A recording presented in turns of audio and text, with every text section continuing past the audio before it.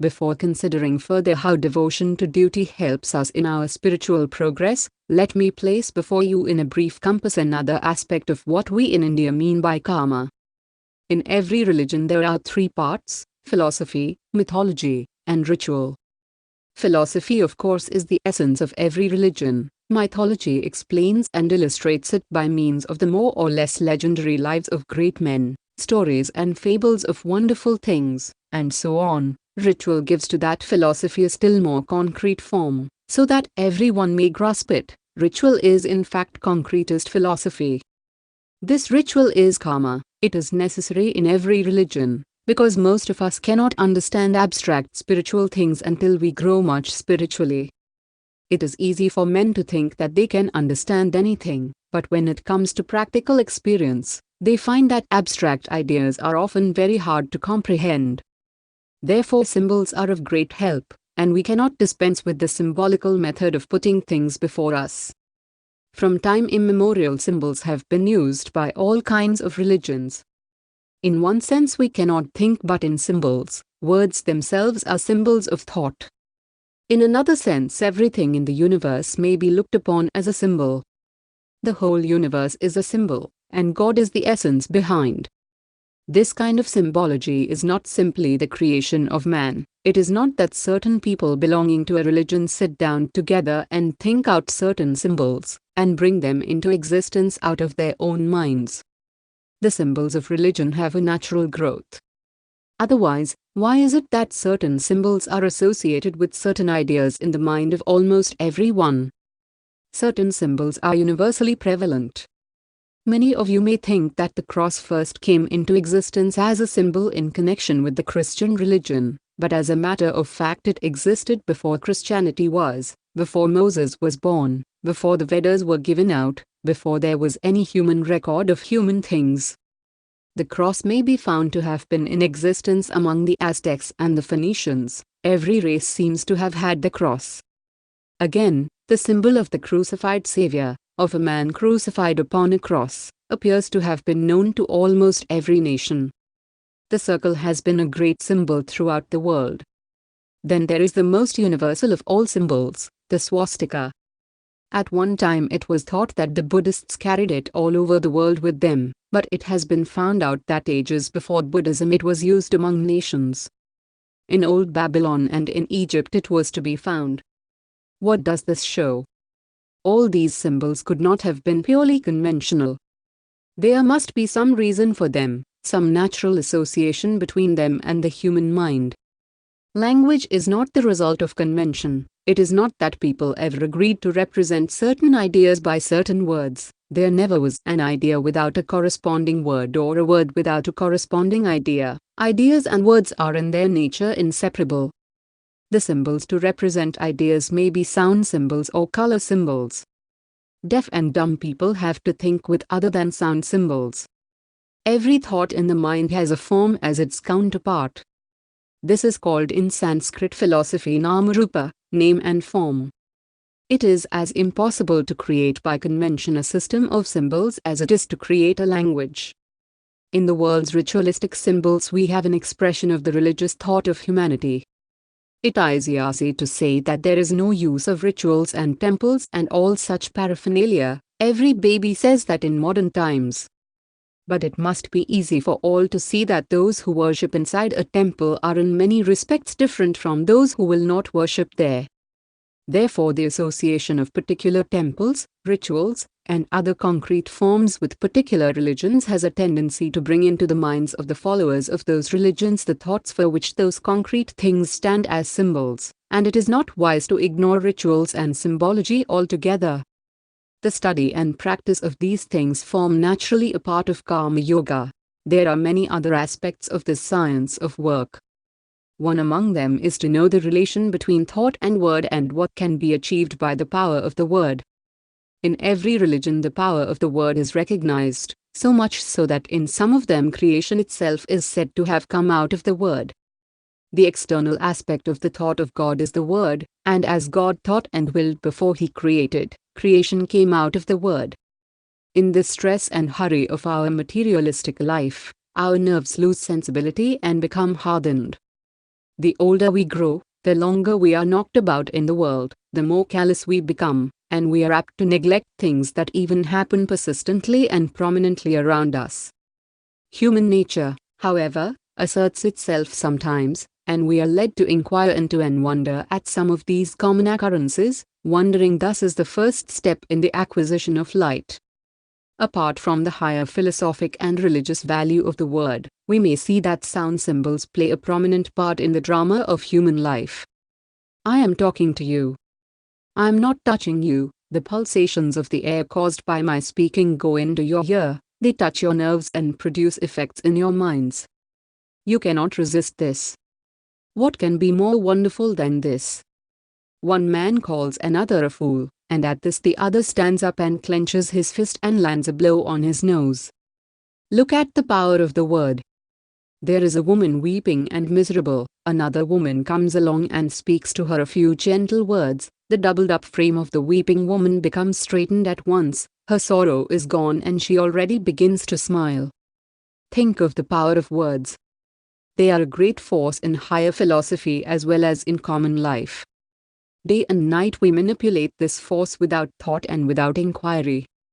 To know the nature of this force and to use it well is also a part of Karma Yoga. Our duty to others means helping others, doing good to the world. Why should we do good to the world? Apparently to help the world, but really to help ourselves.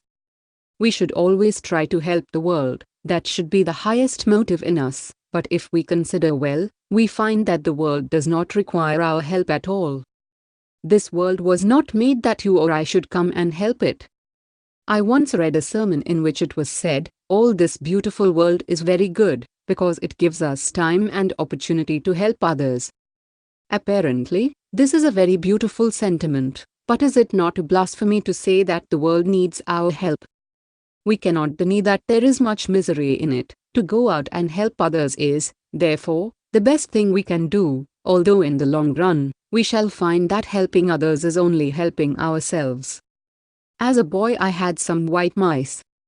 They were kept in a little box in which there were little wheels, and when the mice tried to cross the wheels turned, and the mice never got anywhere. So it is with the world and our helping it. The only help is that we get moral exercise. This world is neither good nor evil, each man manufactures a world for himself. If a blind man begins to think of the world, it is either as soft or hard, or as cold or hot. We are a mass of happiness or misery, we have seen that hundreds of times in our lives. As a rule, the young are optimistic and the old pessimistic. The young have life before them, the old complain their day is gone, hundreds of desires, which they cannot fulfill, struggle in their hearts. Both are foolish nevertheless. Life is good or evil according to the state of mind in which we look at it, it is neither by itself. Fire, by itself, is neither good nor evil. When it keeps us warm we say, how beautiful is fire. When it burns our fingers, we blame it. Still, in itself it is neither good nor bad. According as we use it, it produces in us the feeling of good or bad, so also is this world. It is perfect. By perfection is meant that it is perfectly fitted to meet its ends.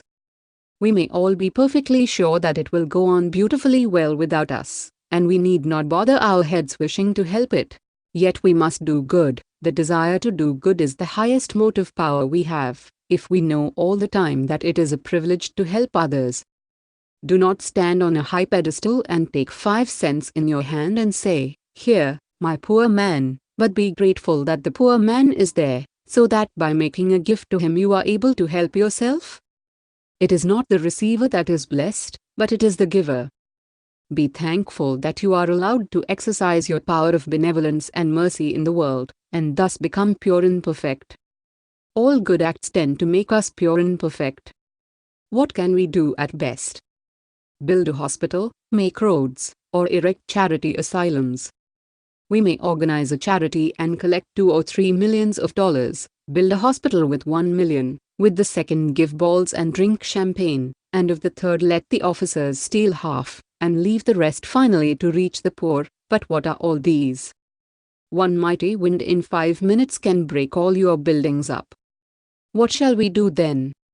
One volcanic eruption may sweep away all our roads and hospitals and cities and buildings. Let us give up all this foolish talk of doing good to the world. It is not waiting for your or my help, yet we must work and constantly do good, because it is a blessing to ourselves. That is the only way we can become perfect. No beggar whom we have helped has ever owed a single cent to us. We owe everything to him, because he has allowed us to exercise our charity on him. It is entirely wrong to think that we have done, or can do, good to the world, or to think that we have helped such and such people. It is a foolish thought, and all foolish thoughts bring misery. We think that we have helped some man and expect him to thank us, and because he does not, unhappiness comes to us. Why should we expect anything in return for what we do? Be grateful to the man you help, think of him as God. Is it not a great privilege to be allowed to worship God by helping our fellow men? If we were really unattached, we should escape all this pain of vain expectation, and could cheerfully do good work in the world. Never will unhappiness or misery come through work done without attachment. The world will go on with its happiness and misery through eternity. There was a poor man who wanted some money, and somehow he had heard that if he could get hold of a ghost, he might command him to bring money or anything else he liked, so he was very anxious to get hold of a ghost. He went about searching for a man who would give him a ghost, and at last he found a sage with great powers, and besought his help. The sage asked him what he would do with a ghost. "I want a ghost to work for me. Teach me how to get hold of one, sir. I desire it very much," replied the man. But the sage said, "Don't disturb yourself, go home." The next day the man went again to the sage and began to weep and pray, "Give me a ghost, I must have a ghost, sir, to help me." At last the sage was disgusted, and said, "Take this charm, repeat this magic word, and a ghost will come, and whatever you say to him he will do. But beware, they are terrible beings, and must be kept continually busy.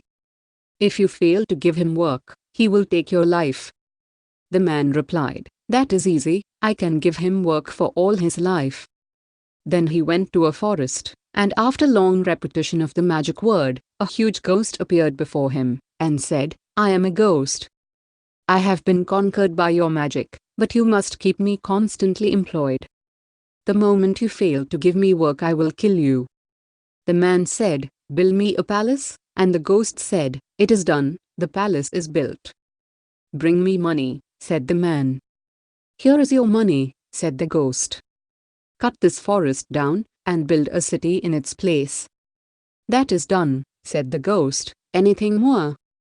Now the man began to be frightened and thought he could give him nothing more to do. He did everything in a trice.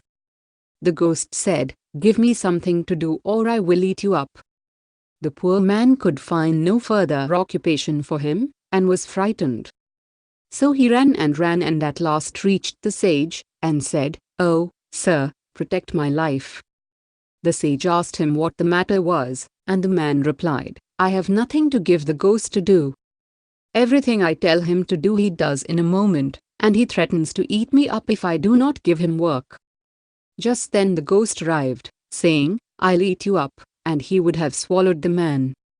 The man began to shake, and begged the sage to save his life. The sage said, "I will find you a way out. Look at that dog with a curly tail.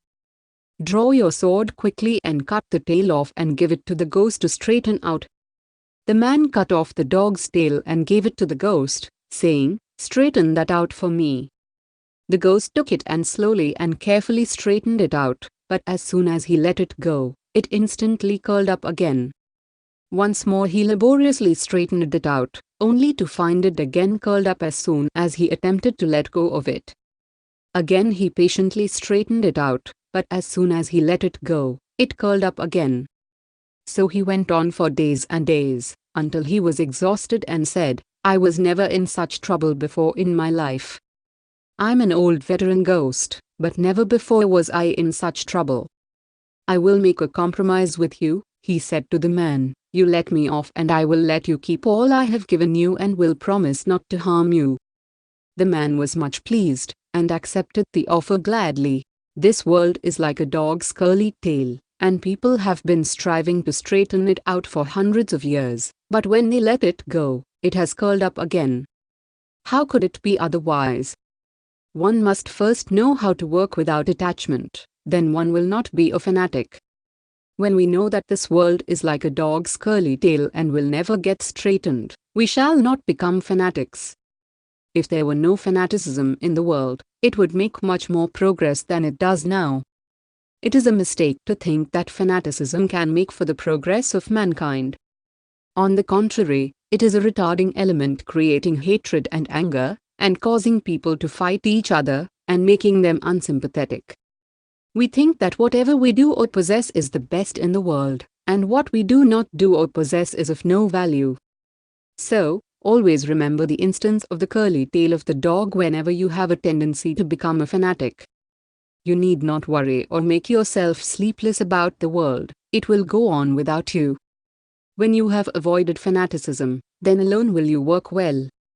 It is the level-headed man, the calm man, of good judgment and cool nerves, of great sympathy and love, who does good work and so does good to himself. The fanatic is foolish and has no sympathy. He can never straighten the world, nor himself become pure and perfect. To recapitulate the chief points in today's lecture: first, we have to bear in mind that we are all debtors to the world and the world does not owe us anything. It is a great privilege for all of us to be allowed to do anything for the world. In helping the world, we really help ourselves. The second point is that there is a God in this universe. It is not true that this universe is drifting and stands in need of help from you and me. God is ever present therein. He is undying and eternally active and infinitely watchful. When the whole universe sleeps, He sleeps not. He is working incessantly. All the changes and manifestations of the world are His. Thirdly, we ought not to hate anyone. This world will always continue to be a mixture of good and evil. Our duty is to sympathize with the weak and to love even the wrongdoer. The world is a grand moral gymnasium wherein we have all to take exercise so as to become stronger and stronger spiritually. Fourthly, we ought not to be fanatics of any kind, because fanaticism is opposed to love. You hear fanatics glibly saying, "I do not hate the sinner. I hate the sin, but I am prepared to go any distance to see the face of that man who can really make a distinction between the sin and the sinner." It is easy to say so. If we can distinguish well between quality and substance, we may become perfect men. It is not easy to do this. And further, the calmer we are and the less disturbed our nerves, the more shall we love and the better will our work be.